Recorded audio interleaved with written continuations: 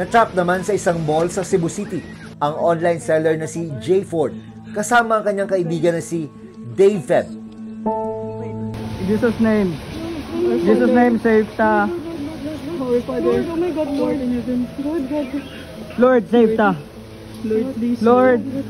Guide us, Lord. Dahil sa lakas ng pagyanig, bumagsak na ang mga kisame at bakal sa loob ng gusali. Sinubukan pang tumakbo ng isang empleyado ng mall sa pag-asang makalabas.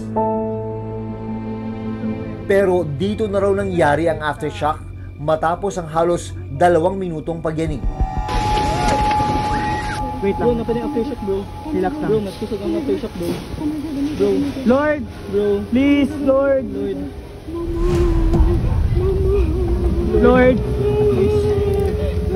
Relax, relax. Ayos, ayos, ayos. Ayo, no. Wala na, okay, maura ni. Makalipas ang halos kalahating oras, dito na nakakuha ng tiyempo sina Jay Ford at iba pang empleyado na na-trap sa loob ng mall para makalabas. Balikan mo, balikan mo. 2 oras pagkatapos ng insidente, nakapanayam namin si Jay Ford.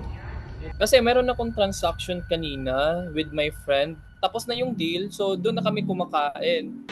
Pero habang kumakain, dito nila naramdaman ang paggalaw ng mga lamesa. Lord!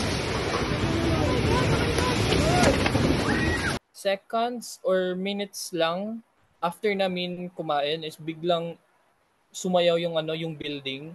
Akala namin na na may malakas na hangin lang, ganon, pero tumagal talaga siya ng ilang seconds.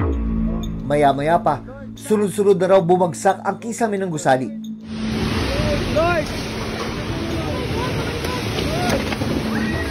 Bumagsak talaga.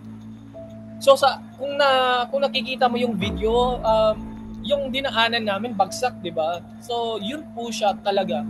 Lahat. Wait. Ayaw mo gawas. Hindi na namin alam kung ano yung gagawin namin. Hindi na namin alam kung ano yung response ng utak at katawan namin. So yun na lang yung naisip namin at nag-pray. The Father, Lord, please. Lord! in Jesus' name. In Jesus' name, save ta. Lord, may mag-save lang ka na, Lord.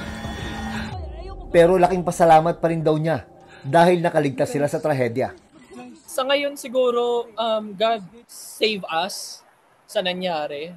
Yung dasal ko sa ngayon siguro is for other people ba na nabagsakan. I pray lang na hopefully makarecover sa sa trauma.